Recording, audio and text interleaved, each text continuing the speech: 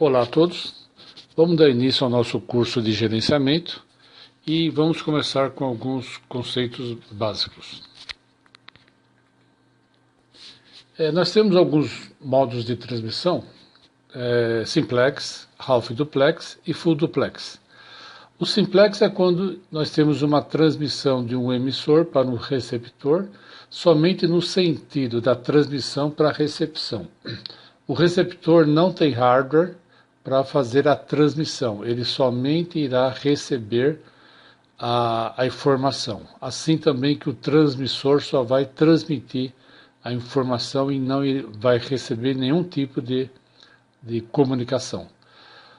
Já o half duplex, nós temos dois modos de transmissão e recepção, porém esse tráfego é alternado. O transmissor vai enviar para o receptor. No instante que o receptor está recebendo dados, ele está impossibilitado de transmitir qualquer tipo de informação. O próprio hardware barra a transmissão. No instante que dele parar de receber, aí sim que o receptor agora vai ser transmissor e vai enviar para o transmissor, que será o receptor. Então o modo de comunicação é alternado. Já o modo full duplex, nós temos também duas vias, transmissão e recepção, só que esse tráfego funciona simultaneamente, ou seja, os dois ao mesmo tempo. Também nós temos o modo assíncrono, onde a informação é transmitida byte a byte, e para identificar início e fim de cada byte, são inseridos alguns bits de controle. Por exemplo, nós estamos transmitindo esses 8 bits, que seria um byte. Então, antes de transmitir esse byte, é inserido um bit de início, bit de start, da cor aqui amarela. Ao terminar com o envio de todos os 8 bits, de todos os bytes, nós temos um bit de stop e um bit de verificação de erro, que é chamado de bit de paridade.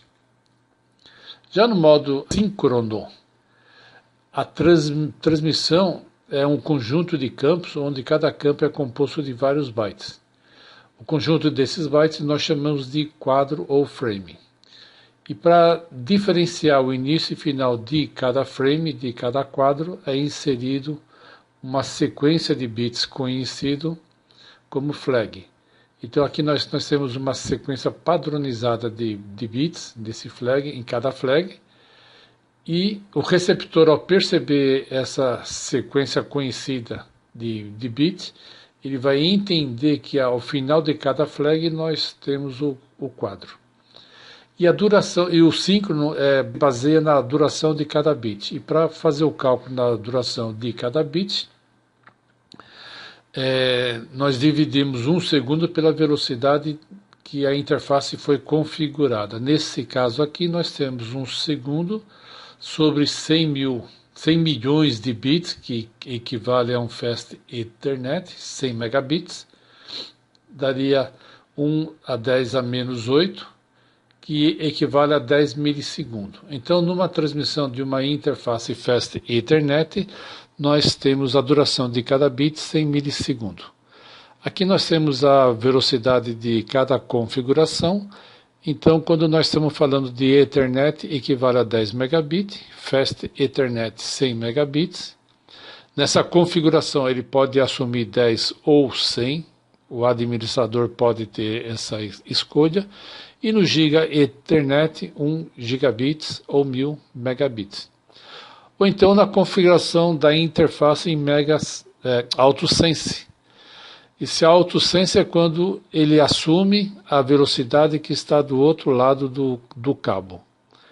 Então precisamos ter nessa configuração das interfaces a coerência na configuração que nós vamos realizar. Ambas as pontas precisam estar com a mesma velocidade. Uma ponta em auto-negociação e AutoSense e a outra ponta sempre com uma velocidade fixa, e evitar ao máximo ambas as pontas em AutoSense. Por quê? Podemos ter fabricantes diferentes equipamentos e uma ponta em AutoSense não implementa todo o protocolo e no outro idem. Então eles ficam fazendo negociação e nunca chega no resultado final em assumir numa configuração de uma interface. Isso pode ser prejudicial para a nossa rede.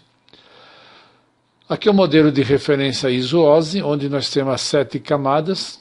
Geralmente, todas essas 7 camadas estão sempre do lado do usuário, cliente ou servidor. E o dado do usuário é a informação quando vai sair do aplicativo até para a rede, aqui na camada física. Ele vai passar por todas essas camadas e para cada camada ele vai receber um cabeçalho, um protocolo, um tipo de informação para dar segurança e reforço ao dado do usuário. Chegando na recepção, ele vai fazer o sentido inverso e para cada camada que foi inserida na transmissão, a recepção vai retirar o seu respectivo cabeçalho até enviar o dado para a aplicação. Então, falando rapidamente de cada camada, a camada de aplicação ele vai interagir com os aplicativos dos usuários. Esses aplicativos podem estar utilizando protocolos padronizados, HTTP, SMTP, o SNMP, que é a razão aqui do nosso curso, transmissão de arquivo FTP, e protocolos proprietários, por exemplo, de fabricantes, o Adobe, Microsoft, Games. A apresentação informa como a informação do usuário está sendo representado, se ele está compactado, criptografado, que codificação que está sendo usado, que se é um arquivo gráfico, um arquivo de áudio, de vídeo. A sessão ele vai criar e gerenciar conexões lógicas entre 2 computadores. A camada de transporte é uma comunicação fio a fio, quer dizer que entre origem e destino, essas 4 camadas, aplicação, apresentação, sessão, transporte, eles não sofrerão alteração no meio de comunicação. Então, quando for passar pelo provedor de telecom, essas alterações não serão alteradas. Somente a camada 1, camada 2, camada 3, que nós vamos ver adiante. Ele oferece serviço orientado e não orientado à conexão e serviço confiável e não confiável. Nós temos a terceira camada, a rede, onde nós falamos de endereço lógico conhecido como IP, e a sua função é encaminhamento dos pacotes pela rede, ou seja, pela internet. A camada 2, a camada de enlace, ele delimita um quadro, internet, que é aquele quadro síncrono que nós vimos instantes atrás.